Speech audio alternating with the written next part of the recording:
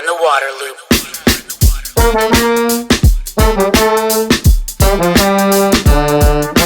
Water loop, water loop, water loop. Hey everyone, this is Travis with Waterloop. I know a lot of people want to use water-efficient fixtures, but they're afraid they won't work as well. Let me tell you about High Sierra showerheads, which was named Best Showerhead by Popular Science. I just installed one at my house, and I was genuinely surprised at the power and coverage of the water. High Sierra showerheads earn the EPA WaterSense label for water efficiency. They use at least 40% less water than the conventional low-flow showerheads.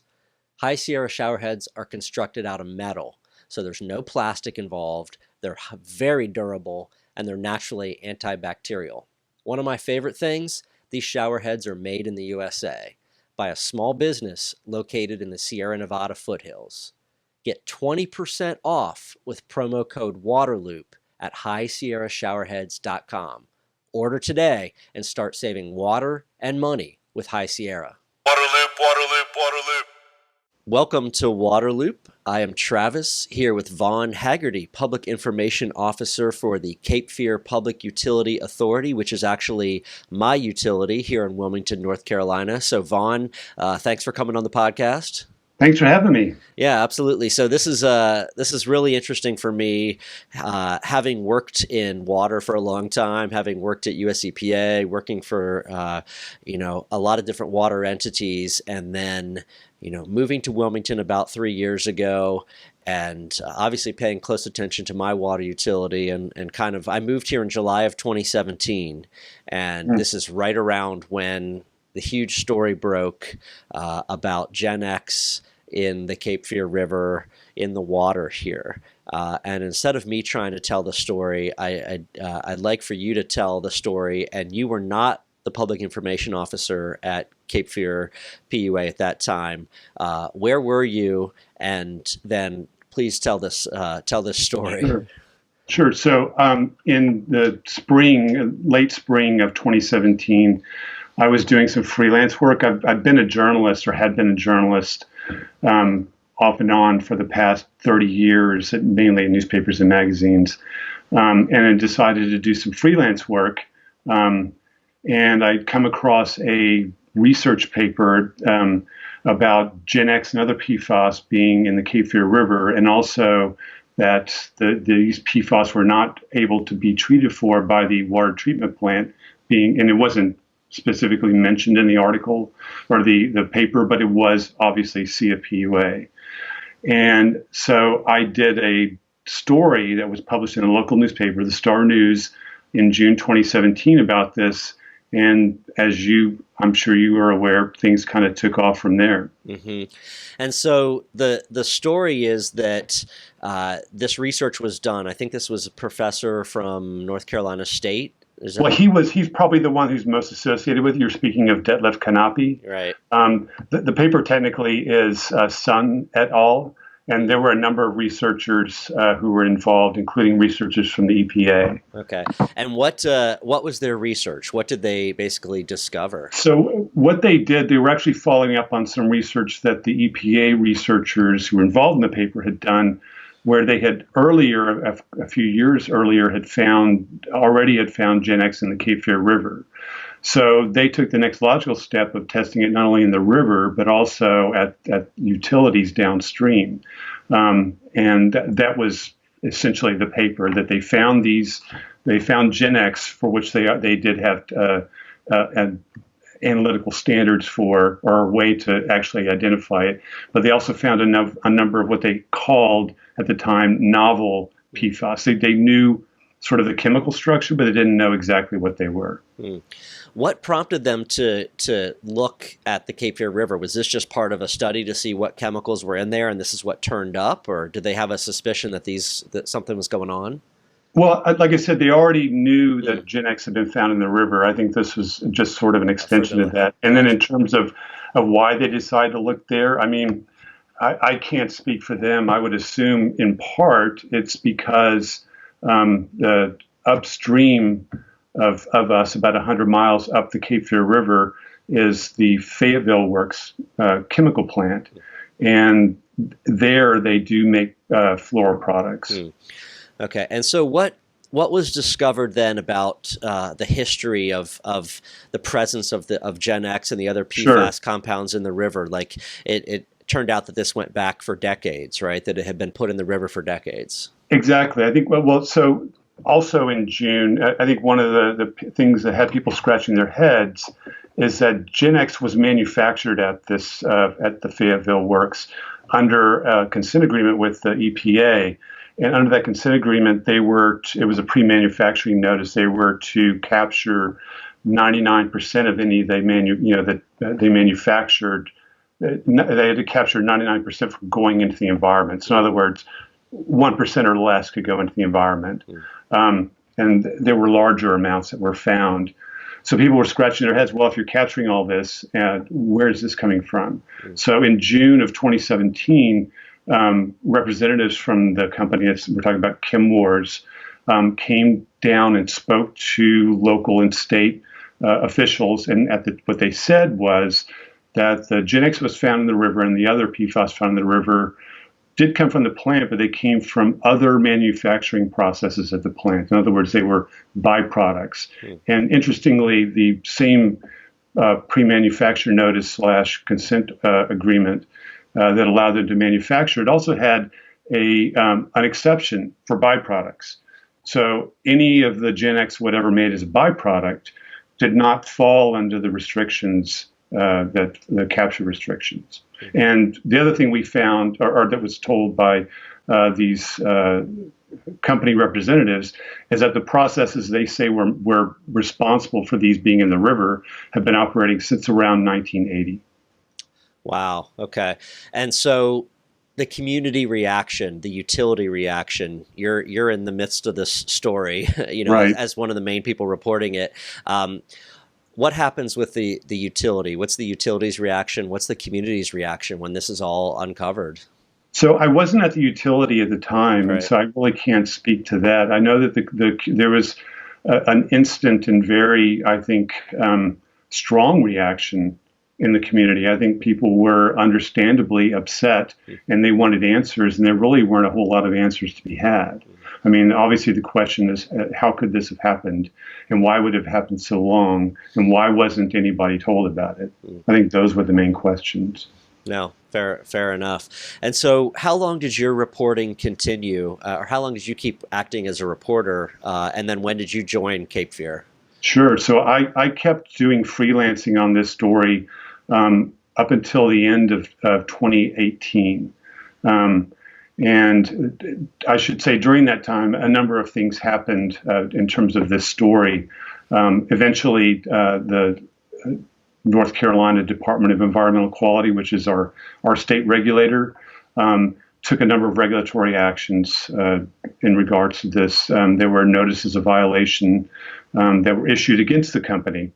And then eventually their NPDES permit, the one for Chemours, was suspended, and that's still in place. And of course, that did lower the levels of GenX that was in GenX and other PFAS that were in the river. But in addition to that, there was significant amounts of PFAS that were being released into the air. The groundwater beneath the plant was pretty contaminated, and that obviously continues to result in PFAS that we see in the water. In terms of my joining CFPUA, I mean, I had spent obviously at least some time speaking with people at CFPUA during this story, and I had always been struck by, one, how competent these people were, and two, how dedicated they were to what they were doing. I mean, they knew something needed to happen as a result of this, and they were making it happen. So I always had a lot of respect for what they were doing, and I never had any criticisms of CFPUA. At the same time, I'm not going to sit here and tell you that I woke up one morning and said, you know what?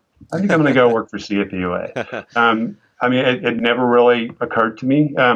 But sort of coincidentally, I happened to go to the same gym as the executive director, Jim Fleckner. And so in December of 2018, he and I were in the locker room, and he just happened to mention that CFPUA was looking for a public information officer, and did I know anybody who wanted to, might be interested in it. And at first I thought about it. I said, well, let me think about it. I'll let you know. But then the more I thought about it, the more I thought, well, that actually might be a good job for me. I think I might be interested in that. And so we spoke, and obviously one thing led to another. And here I am, and I'm really glad I made this decision. I think it was a great move for me, and I think it's turned out well for the utility as well. Yeah, and I think there's some good things about that, because I find that journalists do a great job at communications then, because they understand how to communicate with the public, how to take complex subjects and distill them down. Exactly. They understand the need for a great degree of transparency and the value that brings in public trust. So I was a former journalist that went into communications, so maybe I'm a little biased there, but I think it's good.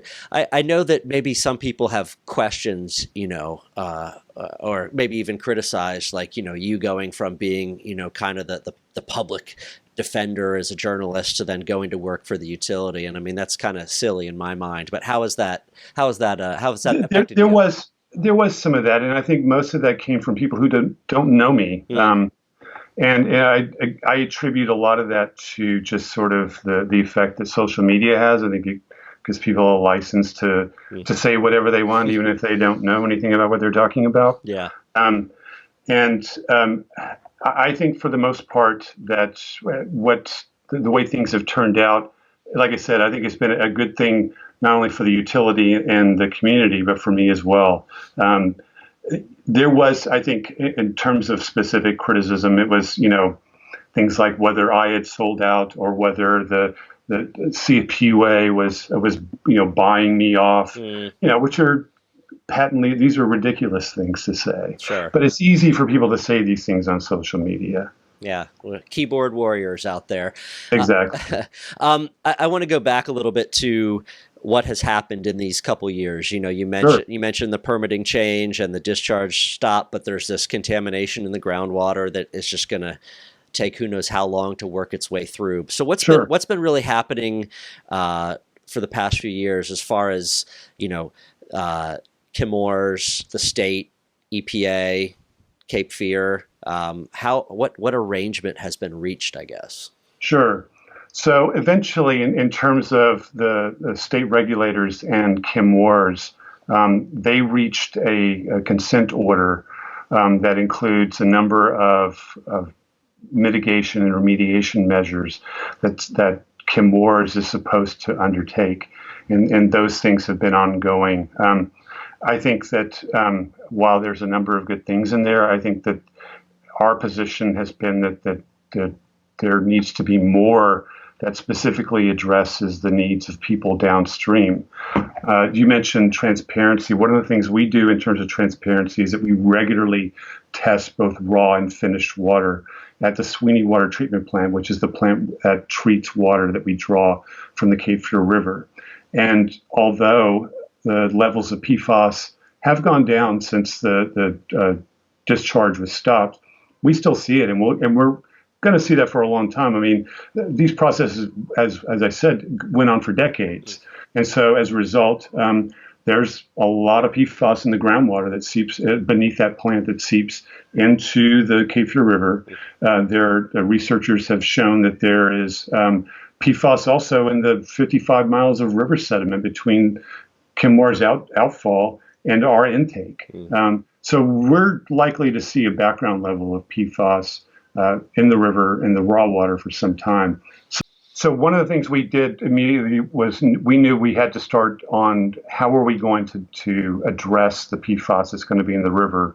And because we have to draw from the river, that's where we get 80% of the water that we distribute. So there was actually a two-pronged approach there. One is, what can we do in the short term? And then what is the long-term solution? So let me take those in reverse order. On the long term, what we did was there was a months-long pilot test that was done to first identify what is the best treatment option for us, given what we already have at the Sweeney Water Treatment Plant. And two, then how do we implement that? What we ended up with was a GAC, deep bed GAC filters that we are currently in the process of adding to the Sweeney water treatment plant. And our modeling has shown that those should reduce PFAS in the raw water by 90%. So that's the long-term solution, and that's already underway and will be operational sometime in 2022. But we knew we didn't want to wait until then. So we also have filters at Sweeney that use GAC, but they're operated in biological mode. And I'm sure some of your listeners already understand what that is. But essentially, the GACs are allowed to remain in place, biofilm forms, and it helps with treatment of things like, well, we're able to reduce, say, 1,4-dioxane that's in there. And it also helps to treat for disinfection byproducts. So that's an important thing for us. But what we figured out is, well, if we change that out more frequently, we can at least achieve some reduction. And that's what we started doing in late 2018, and that's continued. And we've gotten, I think, on average, about 40% reduction from those. Okay, I was going to ask what you've realized from that. So, what levels are we talking about? You know, what levels of GenX and PFAS in total were found in 2017 versus what's kind of out there now? So in 2017, so when we say found in 2017, and it's easy to mix this up. So the story came out in 2017, the paper came out in 2016, and the samples were taken, I believe, in 2013 and 2014. Okay. So that's kind of the time frame we're talking about. So in 2013 and 2014, when the samples were taken, I believe that the average concentration at our intake of GenX was about 670 parts per trillion. So that gives you some idea. Now, what I will say also is that recently, since then, technology in terms of analysis has increased tremendously, has advanced tremendously. And the researcher we talked about earlier, Lev Kanapi, recently came out with another research paper where he took samples he had saved from 2013 and 2014 and applied current technology to those, and found that the levels of PFAS in the river at the time were in the range of hundreds of thousands of parts per trillion. Wow. Since then, obviously, the levels have dropped largely because of the discharge stop. Now, like I said, we still see PFAS in the river, and it fluctuates mainly depending on how the river is flowing. More water in the river, obviously less PFAS. But say last summer, we were under drought conditions here in North Carolina, and they ticked back up pretty high at several hundred or a few hundred parts per trillion in terms of total PFAS. And it's gone down now that we've had more rain, but we think what we've shown, or what our data shows, is that we'll see a background level of about 100 parts per trillion for some time. And that's total of GenX and the PFAS compounds. Exactly. So kind of when you add all those up. Yeah. Exactly. I want to ask a little bit more about the treatment piece. So the granular activated carbon that's going in, I know this is something that other communities around the country are turning to deal with PFAS compounds. Sure. And for now, it's something that the ratepayers for your utility are footing the bill for, right? To the tune of about $5 a month. They will be starting, I want to say, this July. Okay. To me, as a water person, I'm like, take my $5 for cleaner water. That is a no-brainer. What a value. I just want to say that, like of all the things we put down $5 for, cleaner water coming to the house seems like a tremendous return on the investment. But I know some people out there also grumble about it. How do you all take that feedback? Well, I would say two things. One is, I appreciate your perspective, and I think other people do have that perspective, but we're also cognizant of affordability. Yeah. I mean, for you and I mean, $5, it's money, but it's not going to hurt us at the end of the day. But other people, $5, well, that's something I have to do without. Sure. So that's important. At the same time, the other thing I would say is that there's only one reason we're building this GAC filter. And that's because this company did what they did for, them and their predecessor did what they did for all those decades. We're building it because of GenX and other PFAS that's in the water, and so it seems logical that the people who are responsible for this should be the ones who are paying. Now, we've said that on a number of occasions, and we do that pretty consistently in our messaging. But so far, we haven't received any money from them. We filed some time back, filed a federal lawsuit. Okay. Yeah. And so that is just pending, and we will see what comes of that, huh? It is, obviously, because it's pending litigation. There's not a whole lot I can say about it. As you might imagine, these things work pretty slowly, and obviously there off and on there are different discussions between both sides. And what I can say is that the last part I've been involved in was the very, very beginnings of discovery. So okay, gotcha. All right, I understand. The other part of your response, aside from the treatment, actually, dealing with the water, is I think dealing with the public and trying to explain to them what's happened, what is happening, trying to build trust. What's that process been like? What's been your approach to communications with your customers? Sure. So it's been on a number of different channels. One of the things I found that was among the most effective was face-to-face. You can put out a message and you can be on social media, but it may not be the best way to try to explain something like this. And it's often difficult to answer everybody's questions without somebody chiming in with something that may or may not be useful. So what I did, one of the first things I did when I first joined CFPA was I arranged for several community meetings. And so I ended up doing, I want to say, about a half dozen of those. And these weren't things where, hey, CFPA is having a meeting, come on down to see us. We went to where they were. So places where people were already meeting, we went there and had discussions. And I thought those went exceptionally well. And I think that went a long way toward helping moving things forward for us. But we have done a lot of messaging on social media. One of the things I think that makes not just this, but any messaging challenging for any organization, and I'm sure you're aware of this, is the hollowing out of local news media. I think that phenomenon has been going on for some time, but I think it's become pretty acute. Even now, that the old way of doing things, and I say old way, I always think even just 5 years ago, right? You put out a press release, and if it were interesting, you probably could get some coverage, but that's not always the case now. So it's sort of a lot of times just up to you to really get that message out. And so that's what we've been doing, and we have been using social media significantly on that. I think especially in the last maybe 6 months to a year, we've really ramped up our efforts, in part because I hired an assistant public information officer, Cammie Bellamy, and she's really taken it over and is really, really good at that. So I think we've been pretty successful there. The other thing that we've done, or that I did, was reach out to certain groups in the community where I think we have a lot of overlap. And one of those would be Cape Fear River Watch. So I already had a relationship with a professional relationship with the river keeper there, Kemp Burdett.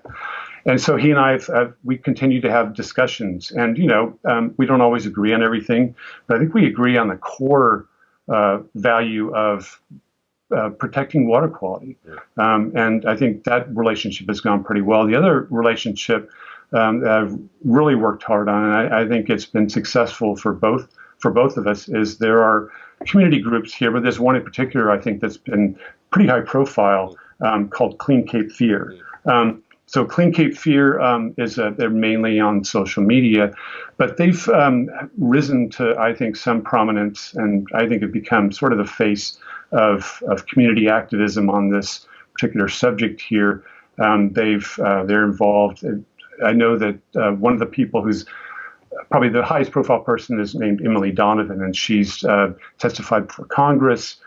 She's has appeared with Mark Ruffalo for the Dark Waters movie. They had a showing here. It was sold out. It was pretty incredible. And she and I have, I think, a pretty good relationship and talk back and forth. Again, it's not, we don't necessarily agree on everything, but I think we agree on most things. And as a result, I consider them and Cape Fear River Watch an advocate for CFPA. Well, they want, like you said, they want the same thing, right? They do. want clean water. They want to protect public health. They want to protect the river and the place that we live. And Exactly. I know you guys share the same goal. I know that's the focus of water utilities. And this is not a situation that you caused. It's something that came from upstream. And I think that having those relationships that's very smart. That's a good way to go. One of the other things I noticed you guys do is you do publish your most recent tests of the water. And could you talk about that? Sure. So that was something we started. I mean, it's obviously started just with GenX, and we've increased it as the analytical standards that allow us to increase the number of PFAS makes that possible. And so as of now, we're up to being able to, our lab, and when I say our lab, we contract with a lab to do the analysis. We do the sampling and send it off. That lab is able to test for 45 different compounds, which I am pretty sure is probably among the most detailed that is being done by utilities in probably nationwide. And so that's done approximately every 2 weeks, and we publish those results online. Mm-hmm. Yeah. I guess the one thing is, what's the sense in the community about drinking this water now, even that the levels have come down that much? They might be around 100 or so when you roll it all up. I think people know the EPA health advisory is 70. Different states have different policies, different cities. What's your message to your customers about the water? Sure. So, I mean, I would say maybe sometimes once a week, although I think the volume has dropped off somewhat. I would get a call from a customer, and it's some version of, "Is my water safe to drink?" And that's not as easy a question as you might think. I mean, I think there are in some communities where you can just say, "Well, we meet all water standards. In fact, we exceed all the water standards." Well, we meet and exceed all those water standards, but that probably doesn't answer that customer's question. So our approach has been to say, well, here's all the things we know. Here's what here's our results. Here we'll point you. We're not a health agency. We'll point you to where that health information is. We'll tell you what we're doing in terms of the interim steps to reduce PFAS and the long-term step. And we'll point out that the reason we're doing that is because of the company that has been discharging. And that's where we leave it. Yeah, sure. I understand. I want to just follow up on a couple other entities that would be involved in this situation or have been involved, and just kind of what their response and actions have been. The state of North Carolina. Right. So I would say the state of North Carolina has done a good job. That good job started in after this story broke, and by the fall, I mean, these things take time. By the fall of 2017, the first notice of violation was issued. I will point out that notice of violation had to do with groundwater, and it's likely, I'm only speculating here, and I would say that's likely because groundwater rules, state rules in North Carolina, are probably a little more specific than drinking water rules. And that continued, and I think they've continued on pretty steadily since then. So I would say that's good. Again, I would say that from our perspective, we would like to see more measures taken that specifically address people downstream. And in terms of the EPA, I mean, as I'm sure you probably know, most of the regulations we're talking about here are actually administered by the state. So most of our interactions have been with the state. There've been some with the EPA. In fact, there's some of the data that resulted from the pilot testing that we did was used recently by one of the top scientists at EPA, Tom Speth, in research to show how effective these deep bed contactors are going to be at reducing PFAS, including short chain PFAS. I mean, one thing to keep in mind, I think there is some information out there about how effective GAC may be, particularly in terms of short term. Well, as these things are not as cut and dry as you might think, and a lot of that depends on, well, how much GAC are you talking about? What kind of contact time are you talking about? What kind of service area are you talking about? These contactors, just to give you some perspective, the ones we have that we're using for interim step, those are about 4 feet deep. These will be 12 and a half feet deep. Wow. There's going to be 3 million pounds of GAC in these contactors. Now, GAC, the thing about GAC is it's all about surface area, because the bad stuff sticks to the surface. One of our engineers recently calculated that the amount of surface area that 3 million pounds is going to have would be enough to cover the entire state of North Carolina 3 times. Wow. So, I mean, this is a lot of GAC. Yeah. And obviously right now our in terms of it needs to be changed out, obviously. And our change out time is based on models. And luckily we're pretty good now at doing some monitoring, and, we'll adjust that as needed. Yeah.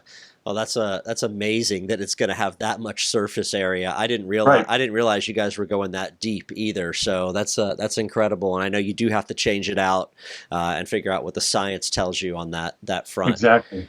Yeah. Well, one of the last things I wanted to ask is just, this is a national story. It's a global story right now with PFAS, right? There's the Mark Ruffalo movie, Dark Waters is out there. But so Wilmington is really one of the communities that's kind of highlighted the most. This is a place where this has been a story. What's it just like? Not pleasant, I know, but what's it like being one of these communities that's kind of on the forefront, that has a lot of eyes on it? Yeah. So here's what I would say is that, and again, I wasn't at CFPA at the time, but I'm sure when the story first broke, that it probably was a stressful time. But in some ways, I think it's also has been, not that having PFAS in your water would ever be a blessing, but as a result, we're more than 2 years into this thing now. So we have all that experience, all that, knowledge under our belts. We're already starting on solutions for this. Whereas I'm sure there are other communities out there where this is just starting to surface as an issue. Yeah. So as a result of that, the expertise that we have, and I think expertise is a good word. I'm not going to say that we're all experts, but I think in this case that it probably is warranted, is sought after by our peers in the industry. And rightfully so, because we have that experience. I was going to ask that, as if you've had communication with other utilities out there, other cities, and yeah. Okay. Yeah, we regularly speak at conferences and such, and it's routinely about PFAS. Yeah, great. Well, being a water guy myself and a utility guy, and really I wanted to have this opportunity to connect with you, to learn more about the situation firsthand. I appreciate you coming on and talking this much about it. And my pleasure. Yeah, and I definitely, like we've mentioned before, I definitely look forward to connecting with you in the future about different things happening with my utility, around areas of resilience or technology and all that, and following this story as it continues. Yeah, great. It was good speaking with you. All right, Vaughn. Thanks a lot. Take care. All right, bye-bye. Waterloop. The Waterloop podcast is sponsored by High Sierra Showerheads, the smart, stylish choice for conserving water, energy, and money while enjoying an invigorating shower. Use promo code WATERLOOP for 20% off at highsierrashowerheads.com. You're in the Waterloop.